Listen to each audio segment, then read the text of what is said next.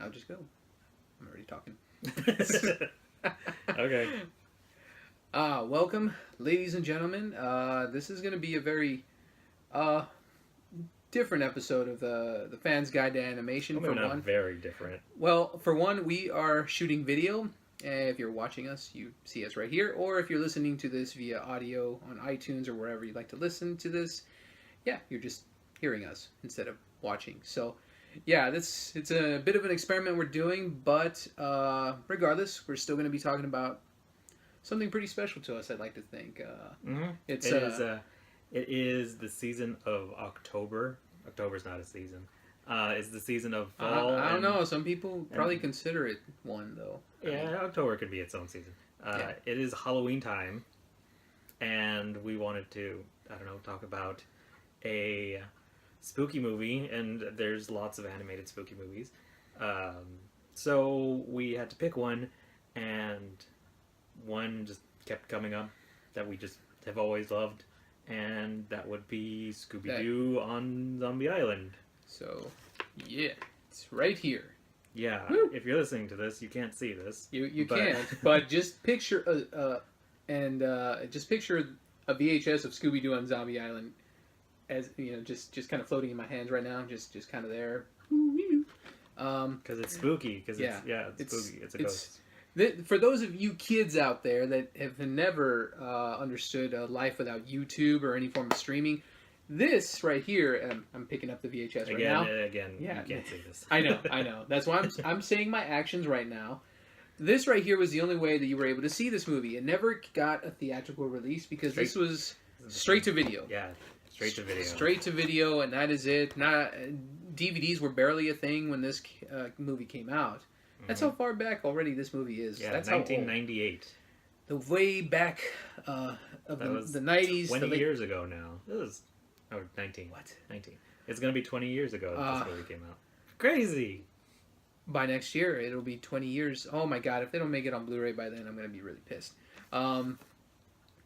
Regardless of all the random nostalgia feels we have, we wanted to sit back and just take a moment to really look at this movie, actually analyze it, because both you and I have not seen this movie in years, probably since we were maybe our early teens, if that. I've seen it more recently than that. Oh, okay. I know it was a few years ago for me, 3 or 4 years ago or something. But yeah, it's been a while for me at least then. And looking back at this movie, and I guess, oh yeah, on a technicality, I didn't introduce this on the audio. Oh, I mean, you didn't introduce this on the video either. Yeah, well. This is where it's again. Okay. We're experimenting here because did you I know say the name of the podcast. Yes, I did. You did? Yeah. Okay. Remember, I haven't done this in a while, guys. Yeah, we're getting back into it. And the fact that we're doing video and audio at the same time is really, really kind of confusing. It's a little tough. So bear with us here. Okay. But you are. I am Anthony, and I'm Daniel. I'm Anthony. Okay, that's Daniel. I'm pointing at Daniel right now. Again, you all can't see this if you're listening. This is really hard. It's just too hard. Yes, we've already stated. Yeah, the Fan's Guide to Animation, and this is a very split situation for us right now. This isn't an official episode of the podcast. This is. I should have elaborated more on that. Besides the fact that we're doing video and audio, we're figuring it out. This is like what I'm calling a mini-sode. Yeah, that's a perfect way to say this, because if you've listened to our episodes on iTunes or our website before, you know that our podcasts are definitely longer. Mini-sode is a perfect description for this, so we're gonna we just wanted to quit fumbling up. Yeah, we just wanted to get content out quicker. Yeah, besides it just being a simple little nostalgia trip for us, just watching this movie again. And looking at it now, I guess before we dive into actually more of our thoughts, which is the basic story and outline for this movie is, and one of the biggest things that I remember them advertising when this video was going to get released was, the monsters are real this time. Yeah, that was the tagline, right? That was the tagline on every trailer and everything, and little poster that would pop up at a video store. And for those of you kids who don't know what a video store is, I'm going to cry later because this is really bad. It's like the iTunes store, but in real life. So but you can't scroll through it. You can't search things either. You just have to ask somebody else to search for you. Anyways, you just have to ask a teenager. That guy from The Simpsons. the pimple face kid. Oh yeah. Yeah, one of those kids. So Scooby Doo on Zombie Island starts off basically like any other run-of-the-mill Scooby Doo episode. If you're not familiar with the show, here's the basic rundown. Meddling kids and dog solve a mystery, find out it's just a bad guy in a mask, and then they unmask him, and then they just say, "Damn you, meddling kids." Not quite like that, but that's just a quick rundown that I'm going to say it as. And from there, that is the kind of the gimmick that they always ran with. No matter what incarnation of Scooby Doo there was, it's that pretty was much always the same. Yeah, and they actually brought self-awareness to this time around, because once you see that initial opening of them figuring out, oh, this is just another guy in a mask, they actually have a parting of ways. They actually end up getting their own jobs. In particular, Daphne and Fred are a two-person team of a show that they created, Coast to Coast with Daphne Blake, and this leads them to... Which I'm assuming is like a talk show? I guess. They didn't really like... They didn't really it sounds like a radio show or something, but they had a camera, so I don't really know what it is. Like we just know that she has a show, and they're advertising it, and she's with another talk show host who's advertising for them. So it's very meta. It's really meta. And from there, they have the idea for a segment of searching out haunted places in America, and that's where our story takes off. They reunite with the rest of the gang, Velma, Shaggy, and Scooby-Doo. And from there, they end up in New Orleans, meeting up with a very beautiful-looking stranger. Shoot, I forgot her name. Very attractive. Either way, I'm going to think of it. Lena. That's Lena, what it was. yeah. That's what it was. Yeah, this woman named Lena, who happens to be just a local in the area, overheard their conversation of them looking for haunted areas in New Orleans, and she happens to be at a house that is haunted, and it is her. New Orleans is kind of like known for its like ghost population, I guess. I guess they have an actual population. Either way, yeah, it's there's some creepy places down there. New Orleans, apparently. So from there, they travel to an island. That's one thing we were kind of making fun of here, because the title is Zombie Island. It is there. But New Orleans isn't. I don't think there's islands in New Orleans, right? Did they say it was New Orleans, or was it just Louisiana? I think they kind of glossed over that. I don't know. But apparently there's an island there's an island somewhere. And that's where this is. And the owner of the home and who the character Lena works for is Ms. Simone Lemois. Is that how you say the name? I think so. Either way, Simone. She explains the whole ghostly situation in her home. It is haunted by various ghosts, more in particular by a pirate. Morgan Moonscour. Gotta have the borderline like French accent, I guess. That's what they were. Is it Cajun? I don't know what the. I don't know what they were going for with some of the characters, because some of the characters did sound very thick accents. Yeah, some of the characters which is good. It gave them. It gave them personality. Yeah, it gave them personality. It was fun. Yeah. So from there, they kind of experienced the hauntings that actually were described in the initial opening. That she said, "Yeah, this place is haunted. You all are welcome to be here in my home." And from there, they realize more and more, this place is actually haunted. The things are happening, ghostly things, and zombie-type things rise up from the graves, and they get attacked, and they get freaked out, because they're like, well, this is just another person in a mask, right? This is all the same stuff we've dealt with before. And very much like we already stated, the gimmick of this thing was, this is real. This is really happening, and they play it like this is the first time they've ever like encountered like anything. I'm sure there was there was a few episodes though that actually had real creatures, but this was cases in like Scooby Doo history where like stuff was real, like some of the previous movies, like Reluctant Werewolf, that was real, and but this is, I guess, when they grounded it in more in reality, I guess. Where the story is kind of like the movie is kind of like a soft reboot of the Scooby Doo franchise, but I guess it's implied that all the other stuff kind of happened too. But they're like by a little bit. They don't really go explain how far they were. They don't even really say how long they were doing the solving of mysteries for. They just kind of they don't say how long they've been apart either.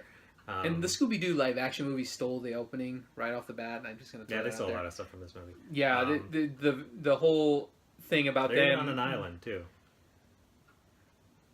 Mind blown right now. like there's a lot they're from on the live action movie, which is wow, terrible. that's That they proves stole how from this movie. that proves how mediocre that movie kind of was, Yeah, this or movie. bad, however you want to interpret that movie. If they just did this movie in live action, I mean, that would have been great. Yeah, I mean, this movie Fuck, is that would have already been great, awesome.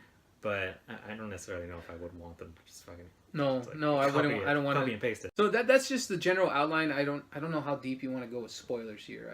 I would like to think, since we're actually going to be talking about it, Okay, so we'll put up spoilers. I'll put a little annotation right here. Spoilers if you don't actually want to know why the zombies are around and what other hauntings and stuff that go down in this movie. If you've never seen the movie, you don't want to be spoiled, stop right here. So yeah. And then if you're listening to this, just pause it.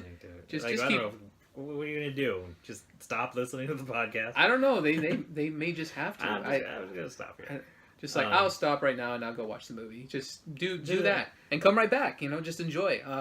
Just enjoy us talking about more of the really the meat of the story here.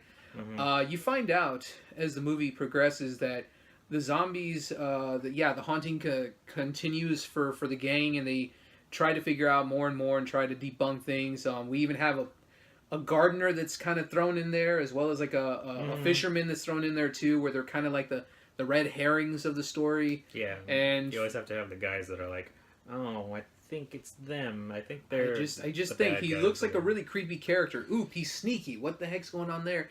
Yeah. That's what they always have. And keeping in true Scooby Doo tradition, it's still nice that they didn't just throw out some of those more fun aspects of the show, because it always was fun to just kind of say, well, maybe it could be that guy, and then 100% of the time it never was. But it's still fine that they did that Scooby Doo tradition of just, even though as dark as this stuff got, they kept going with it, and that in terms of just more basic cheesy stuff that they do from the show. Yeah. So, usually in a Scooby Doo episode, there's kind of a twist at the end where, like, this was guy, a hell of a twist, though. Like, this guy is like the actual bad guy this whole time. But like they didn't even do that. They do it in such a interesting way where instead of this guy is pretending to be a monster, it's like these monsters are actually the bad guys and not these other monsters. So what a twist! Yeah.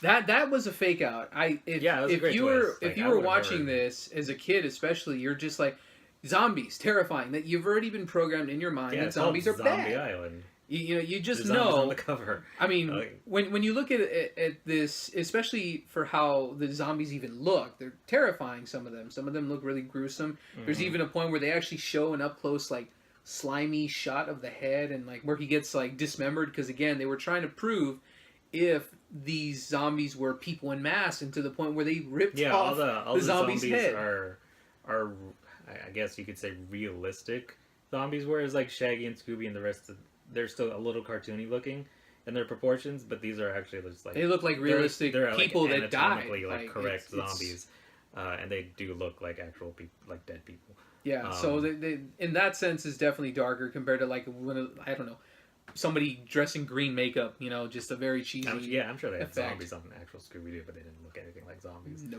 Yeah. But yeah, so it turns out that zombies are not the bad guy here. Yeah, I know. Go figure.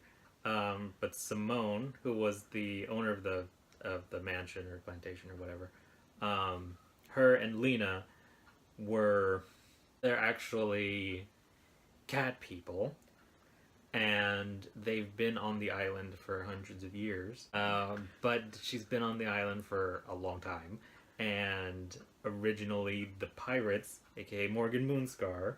No, you have to say it with the accent. Morgan Moonscar. There we go.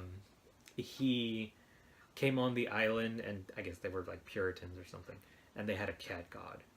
Go figure. People on an island, man. This is where it starts getting a little weird. This is where it starts getting. This is where it gets. This is where it gets weird. Okay. So they worshipped a cat god, and when the pirates came, they started to like kill off the people and take all of their like resources and stuff. So they prayed to their cat god, and the cat god gave them powers to turn into basically like were-cats. Because they are pretty gruesome to look at. Yeah, they're even they're the super cat detailed too. Even the cat design, like where they like, because they have a middle form and then the final form. It's kind of like a Super Saiyan situation. Like they literally have like they were just like kind of cat looking. Like they have the little ears super and the fangs, and then they actually like completely like get engulfed in fur and stuff. And as the cat people, they are able to like kill all the zombies. They were to kill the pirates, and they took their life force. Suck their life force out, I guess. And that's how they've been able to stay alive all these years, because they lure people to the island and they suck their life force out.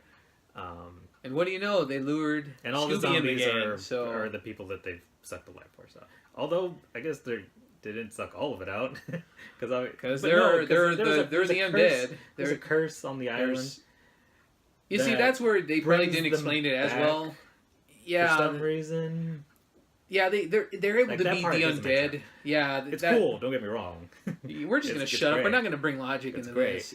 But it's a great scene when you realize what they really can do. Like, I guess the curse is that they have to stay cat people and suck the lives out of other basically people, they're vampires. Yeah, they're basically like vampires.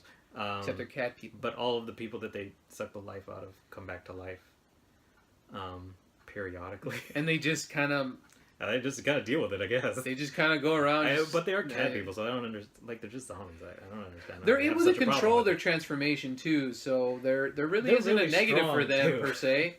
They have to live with the. I'm sure they got over it like within the first moment that they killed Morgan Moonscar, but so they were pretty good villains overall too. There was a good fake out, to the fact that they were pretending to be these nice people, welcoming the Scooby and the gang to come in and investigate their home, and then it's the complete 180. They intended for this to happen. They've been faking out people for years, hence why there's so many zombies already. There's so many people that they sucked their life force, killed off these people, and just to stay alive and to just keep going.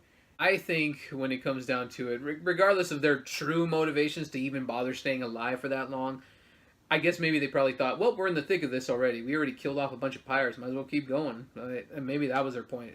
They don't really go into it, obviously. But as a standalone movie and as a soft reboot of the Scooby Doo franchise, from what we knew, you have all the 90s kids saying, this ain't your grandma's Scooby Doo, man. This is like some dark shit. People died and people got their life force sucked out of them. Yeah, they were real dead people in this movie. There was even a scene, I don't know if you paid attention, but there was a scene where they kind of got avenged and everything. The whole ending happens where, well, they ran out of time they also have a time limit apparently, but they have a time limit by their sundial. Wow, that's really outdated. Okay, and when they reach that past amount of time, they start dying. So they didn't really explain why that is. They just know they had to... It's a part of the curse. It's magic. I guess. Magic.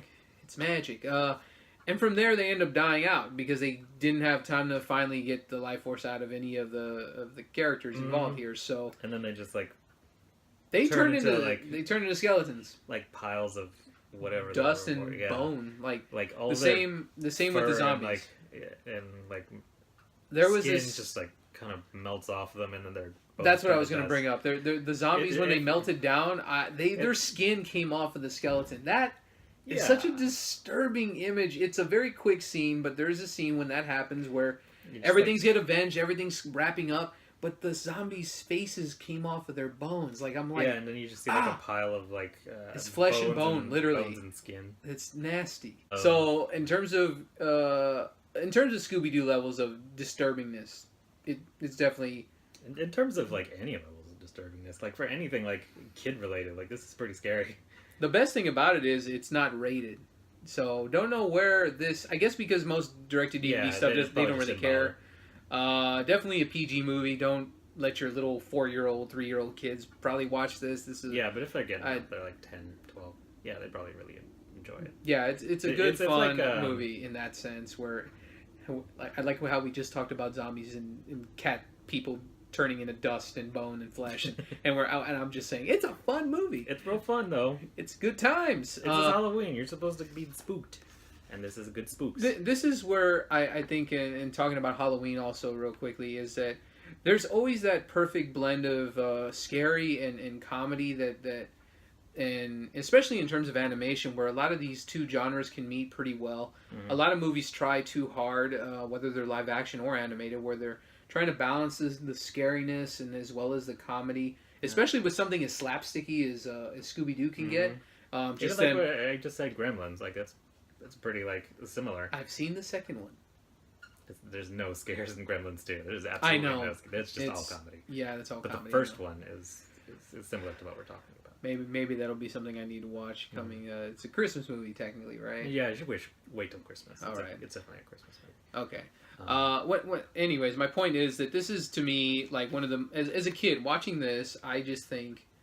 This is a perfect... Even judging just by the cover, I mean, you look at it and it's just more of like... It's got a lot of eeriness to it, but you also have Scooby and the gang looking pretty assertive or kind of spooked or whatever. Like, you just kind of have this feeling of like, this is just going to be a good fun movie as a kid to watch. You're 10 years old or so, and you just, have fun with the antics of Scooby and Shaggy. They're really over the top characters.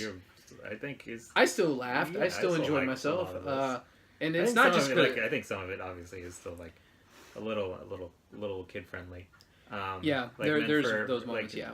But I mean, it's not like too like childlike or anything like that. The only negatives, like we already kind of fumbled through, were just some of the motivations as to why the Lena and Ms. Lamont characters wanted to really keep going and be immortal. To date, like honestly, this is probably the best Scooby Doo movie there is. I don't disagree with that. Yeah, the live action movies were a joke in the worst way. I remember the first one was terrible. The second one was okay. The second one, because that, again, they brought the self-awareness again, kind of like what this movie did, where they acknowledge how long they've been doing this, and something about that idea of just reminiscing of what you do for a living, it's just something relatable that a lot of people can have, and I think that's a weird... Yeah, the second one just, it had all the monsters in it, so that was kind of fun. Yeah, versus just Mr. Bean / Scrappy Doo. Yeah, like the monsters in the first one just sucked. They look like really like crappy giant-sized gremlins. Yeah, they were not good. I don't know what that was, but the second one kind of had fun with that. And that's I'll agree with that too. You can find some kind of enjoyment out of the second one. And if you're an adult, if you don't take it seriously at all, then okay. If you're an adult, just get drunk, I guess. Yeah, just have fun with it. Yeah, just watch it once, maybe. But Scooby Doo on the Zombie Island. It was the start of a long line of direct-to-DVD movies. Four. Four. I don't know if a long line, but it did restart, revamping it. Like, there's still new movies coming out. Yeah, there's been like this to me was the starter of it.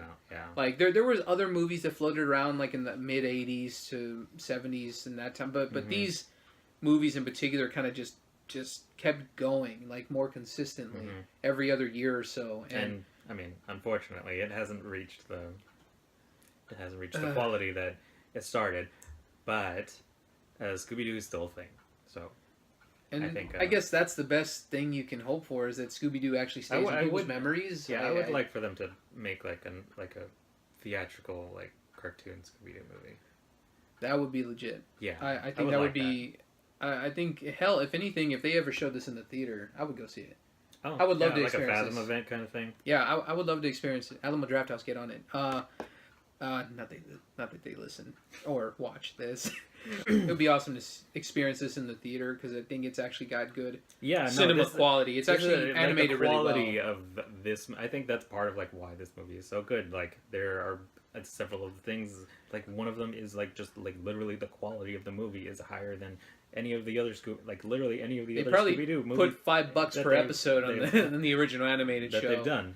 The animation is really good. They outsourced the animation to a Japanese animation company. Pay attention, it looks a little anime-esque, which is why it's so good. And the voice acting is top notch in this one. Everybody sounds like how they're supposed to sound like. Even the guest, like the guest stars, the woman who played Lena and Simone, they did really well. Adrienne Barbeau. And I know Tara Strong played Lena. She's also a pretty famous voice actress to this day. Back then, I think she was barely kind of breaking out. Billy West was the voice of Shaggy, and I think kind of a lesser known actor at this point. At least I don't know him from anything else from this. Scott Inez was the voice of Scooby Doo, and since this is the Fans Guide to Animation, we're gonna just throw out random shit from time to time. The right before this movie came out, it was kind of a big deal because the original voice Don Messick had just passed away.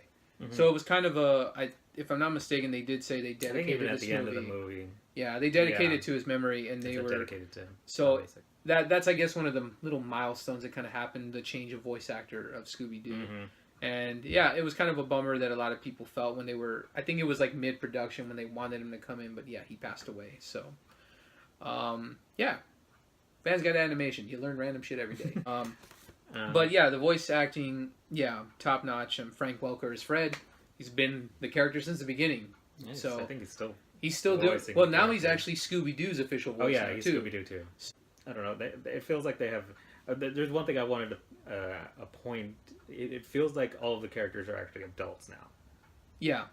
And it feels like they've actually like grown up and like lived kind of like their own lives a little bit, and that's kind of a new thing for Scooby Doo. Because it's always been the meddling kids. Yeah, and even in a few times in the movies, like, oh, hey, don't call us kids or something like that. Yeah, they throw out a line somewhere. He references that, like, I'm tired of people calling us kids or something like that. But yeah, they feel like adults. They feel like they have like personality. They have like they're people like in their like real people. Yeah, they're actually just people living out their lives that happen to have had. Except for Scooby, he's a dog. He's a dog, a talking dog. He's a miracle. Something I don't know. Mm-hmm. Like somebody should get on that. How did he figure out how to talk? I think they do touch on that in Pup Named Scooby Doo. Oh yeah. Anyway, we're not going to talk about Pup Named Scooby Doo. Yeah, that's a whole other episode of something. But yeah, it all around the movie just like exudes quality. And it's overall looking back at the history of it. Just I guess to kind of wrap this up. Looking at the history of Scooby Doo and how it started off, very campy, very cheesy. Very, very much of its time type series. Because if you look at an episode or two of it now, that's of the older really one? Yeah, it's really dated. It really is, and the animation is very poor. But again, that's for what the budget they had. Laugh track. Yeah. And I had all the VHS tapes as a kid. Yeah, you were much more into Scooby Doo than I was. Yeah, I really had a good amount of a collection going there, and sadly a lot of them lost them in a move somewhere. But I very much enjoyed Scooby-Doo as a kid, and I always thought the slapstick humor is what brought me there as a kid. Always thought it was funny. Mm-hmm. And looking back at it now, yeah, it's really dated, it's really corny, it's not the best in terms of the original series, but the fact is that there is such a thing as this movie that we talked about.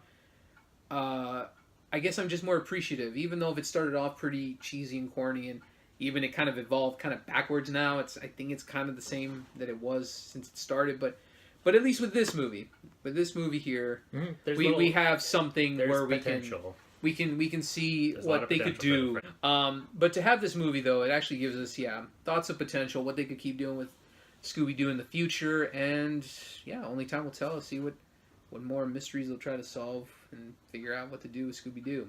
Mm-hmm. So, yeah, if you grew up with it like ourselves, or if you are a younger individual that's barely discovering cartoons of any kind, I highly recommend checking this out, especially for this Halloween season. Mm-hmm. It's a good time, whether you're an adult or a kid. This is one of those rare movies, especially a direct-to-DVD and video movie that's actually got quality. So it's highly recommended from both of us, I'd like to think here. Yeah.